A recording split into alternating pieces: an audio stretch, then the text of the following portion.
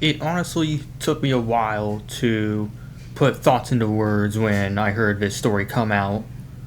As many of you know already, I am a huge horse racing fan. I've always been passionate about the sport ever since I got into it. The 2015 Triple Crown was the breakthrough moment that finally got me into the sport, and since then, there's been a lot of memorable moments which I've come to appreciate. And since then, horse racing has always been a die-hard sport of mine. I would never give it up for anything.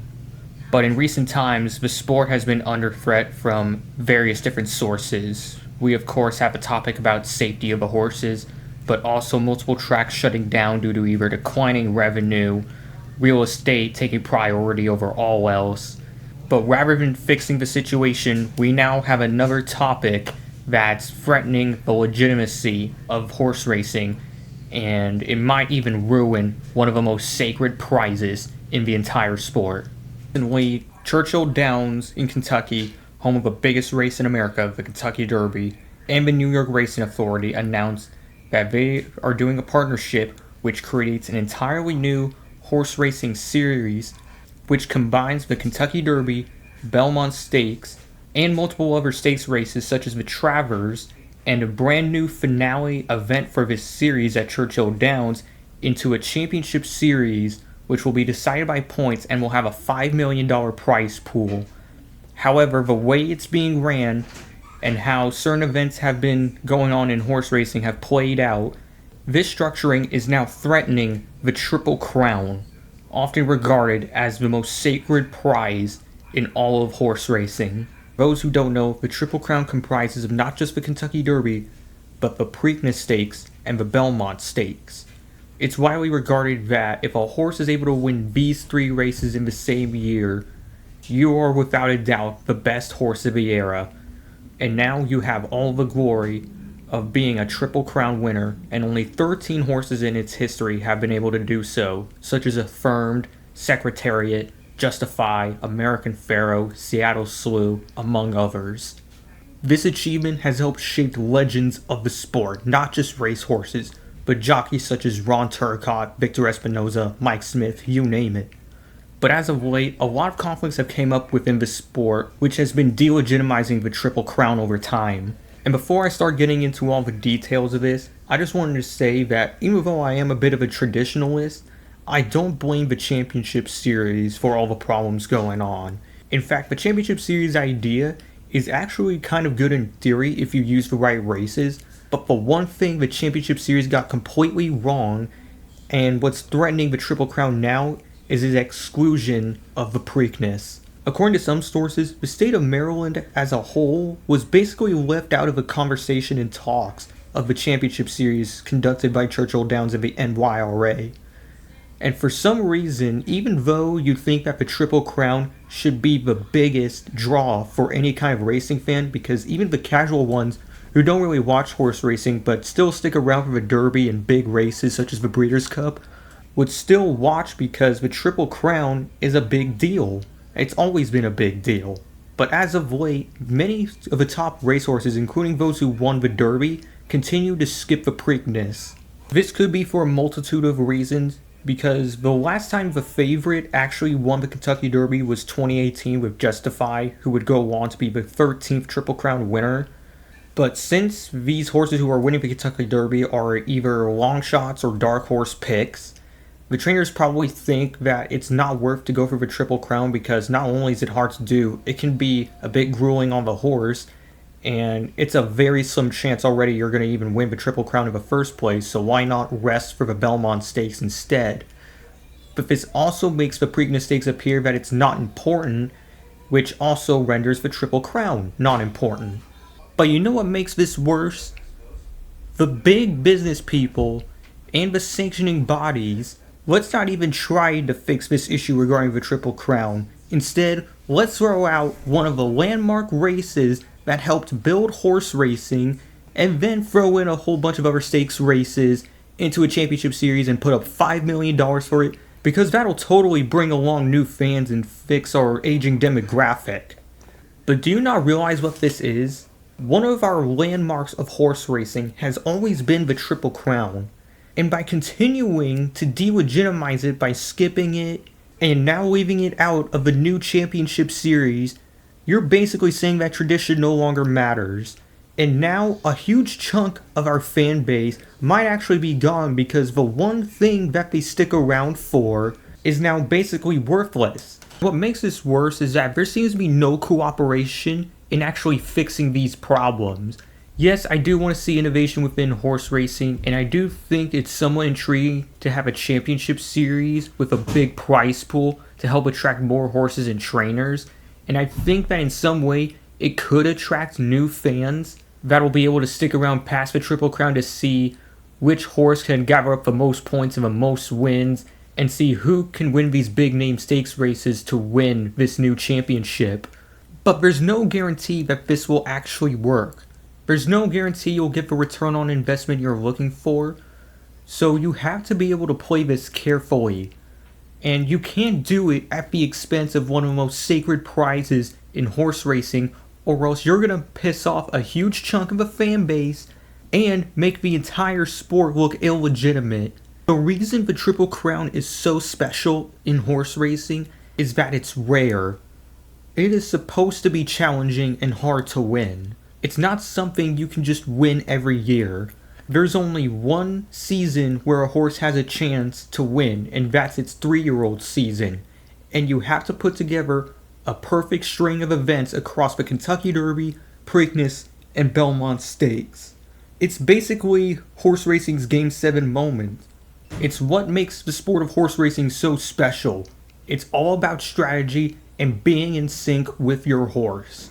But now that we're putting priority towards a championship series that may or may not work, and continuing to put the Preakness through the mud instead of fixing its issues, we're basically asking for horse racing to get ruined. But the Preakness in the state of Maryland aren't exactly innocent in this situation. Let me explain. So after the announcement came that the Preakness was going to be left out of a championship series, their solution to try and fix this is to change the date of the Preakness to 3 weeks after the Kentucky Derby instead of 2. Now, this is a change I can somewhat support actually. Of course, some people think that running a horse 2 weeks after a race again is probably too much for the horse to handle. So maybe giving it an extra week of rest would actually be beneficial to not just the horse, but to many other trainers. So maybe, even if your horse isn't the favorite and still wins the Derby, maybe with that 3-week rest, the trainers will think it'll be worth it to go for the Triple Crown and will actually enter the Preakness. We already have a 3-week break in between the Preakness and Belmont anyway, so why not go 3 weeks between the Derby and Preakness? The problem is, there's been zero cooperation for this kind of scheduling. There hasn't been any talks between the NYRA or Maryland or Churchill and Maryland to help fix this Triple Crown schedule.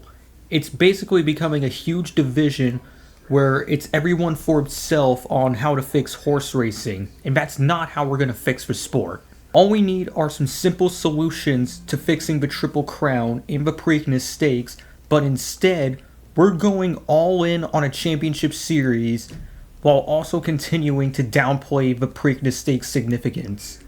But that's not the only problem we have. What makes the Kentucky Derby special is that it's of course the biggest horse race in America. Every horseman's dream, if they can only pick one race to win, is without a doubt the Kentucky Derby. And not to mention all the pageantry and celebrities that show up along with all the parties, it without a doubt makes the Kentucky Derby the most sought after race. As for Belmont Park, it is without a doubt the biggest track out of all the ones we have here in the US. It's 1.5 miles long, and it's basically known as the Champions Racetrack because many legendary racehorses always come through to Belmont Park wanting to win a big race, whether it's the Belmont Stakes or something else. For all these traditions and unique factors, it makes Churchill Downs and the Kentucky Derby, along with Belmont Park and the Belmont Stakes, must-watch events. But with the Preakness, I don't know if I just don't pay attention closely enough, but I feel like the Preakness doesn't have a lot of eye-catching traditions that Belmont Park or Churchill Downs has. Yes, there is Infield Fest, which is supposed to be a big party for the infield of Pimlico, And there's the painting of the winning jockey silks after every race for the racetrack. But a lot of traditions that are still there for the Preakness, I feel like we don't get enough exposure, or they're missing out on some key opportunities. I don't know if this will be a popular idea for some, but here's one I have for the Preakness. Maryland is a significant state for military history. For example, did you know that Maryland's National Guard was actually founded in 1634, almost 4 centuries ago, and Maryland has played a key role for both the American Revolution and both World Wars. On top of that, the state is home to Fort Meade, which is significant for the U.S. military, and not only is the strategic location also important, the state of Maryland as a whole is near Washington, D.C., and let's say my plan of hosting the Preakness 3 weeks after the Derby is put into place. That means some weekends, the race will actually fall on Memorial Day weekend. And unlike today's Preakness where it's rescheduled to 3 weeks after the Derby and held on a Sunday instead of a Saturday, I think we should keep the Preakness on Saturday, because guess what's also hosted on the Sunday of Memorial Day weekend? The Indy 500. Of course, the greatest spectacle in racing, with millions upon millions around the world tuning in to watch some of the fastest cars on earth go 500 miles around Indianapolis. Do you really think those people will be willing to tune out for a horse race? Let the Preakness have its own day and have its own Memorial Day style traditions, and even on those rare occasions that the Preakness isn't hosted on Memorial Day weekend, I think it would still be worth it to have these military style traditions. Make this race for the veterans and emphasize the state's importance to the military. And make sure to emphasize the race's history itself. For example, did you know that Preakness was actually a real racehorse that used to race at Pimlico and won a big stakes race, which is why we now have the Preakness Stakes today. And on top of that, Pimlico itself is one of the oldest active running horse tracks in the US. Very few tracks in the US are older than Pimlico, which is why it should be special that Pimlico be emphasized as Maryland's original horse track. And after the Preakness, you can have your Belmont Stakes 3 weeks after. And what will be a big help this year is that the Belmont Stakes is finally returning to Belmont Park, as they're now reopening after completing all of their renovations. So now we get the 1.5 mile distance back. But in order for the Triple Crown to remain important and to keep the traditions that many horse racing fans like us hold close, we need change now. You can keep the championship series. I still think it's a good opportunity to have more prizes for the horses, the owners, and all other parties involved, along with a good attempt to bring in new fans. But the way it's set up right now is not going to work. We need the right schedule changes, such as the 3-week breaks in between the Triple Crown races, including adding the Preakness into the championship series to emphasize that the race is still important. On top of that, a lot of money seems to be interested considering they're adding a $5 million prize pool for this entire series, and on top of that, a new finale event for this series will take place in September at Churchill Downs. Why not use some of that money to reinvest into marketing and advertising the Triple Crown races? And on top of that, why not add a Triple Crown cash prize? That way trainers and owners alike will find it more worthwhile to go for the Triple Crown. Right now, the way it is for the Triple Crown, all it is a big trophy for the owners and the glory that comes with it. Of course, it sucks to attach money to everything in sports nowadays, but why not take some of that prize pool and instead make a Triple Crown cash prize for X million dollars? I don't know what the exact cash amount should be, but I think it'll be a good way to make owners and trainers alike re-interested in the Triple Crown, and afterward, there will still be interest in the championship series that'll follow, with big stakes races like the Jim Dandy, the Travers, along with that new finale at Churchill Downs. But here's one more problem I saw. None of the races that are in the inaugural championship series are Breeders' Cup win-in races. There are other races outside of a championship series which you can run as part of a Breeders' Cup Challenger series to get yourself into a Breeders' Cup race of your choosing, but all of those Breeders' Cup Challenger races are held too close to the other races in the championship series, meaning that trainers are now forced to decide between qualifying for the Breeders' Cup and going after the prize pool, which is kind of unfair in my opinion.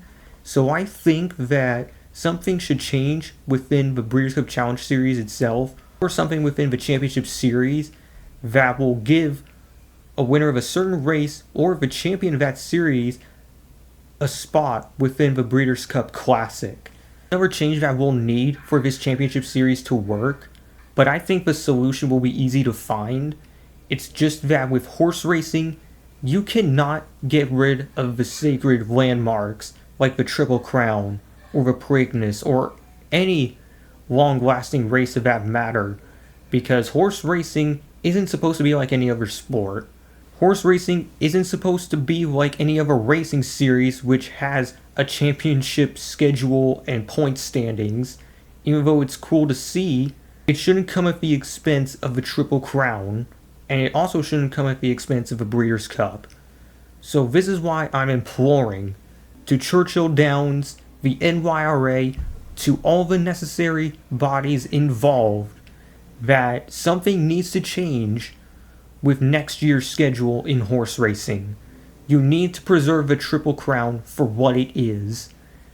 And if you are not able to do that, this sport is going to suffer. The sport needs new fans more than ever. Getting rid of a Triple Crown is only going to make things worse for us. You can have your championship series, but don't let it be at the expense of qualifying for the Breeders' Cup or winning the Triple Crown. So if you're passionate like me and want to see the Triple Crown still be preserved, now is the time to speak up more than ever to fix horse racing. Hit up the NYRA, hit up Churchill Downs Incorporated, hit up all that you need to in order to fix next year's Triple Crown. This is not about obsessions over accolades or traditions. This is about fixing the sport the right way and making sure the right people are in charge to help the sport grow. I'm sure many people like me are sick of seeing the sport go downhill the way it is. It's finally time to take some action, and I hope the sanctioning bodies and racetracks in power will finally listen. That'll be it for this video. I hope change actually does happen, but before I end this video, something tragic has unfortunately came out in horse racing. Two-time Preakness Stakes winning jockey Robbie Alvarado has unfortunately passed away at the age of 52. Just last week, Robbie went to the hospital for heart surgery, and in a very cruel twist of fate, just like how health issues led up to the unfortunate passing of Kyle Busch just this year, it has unfortunately happened to Robbie Alvarado. 2007, Robbie Alvarado won his first Preakness Stakes with the legendary racehorse Curlin, and that year he went on to win his first Breeders' Cup Classic, one of 3 Breeders' Cup wins he had in his career, and then won the Preakness Stakes again in 2020. And not only that, he had over 5,000 career victories within horse racing as a jockey, and for that, he will always be missed by horse racing fans like me. Robbie Alvarado was 52 years old.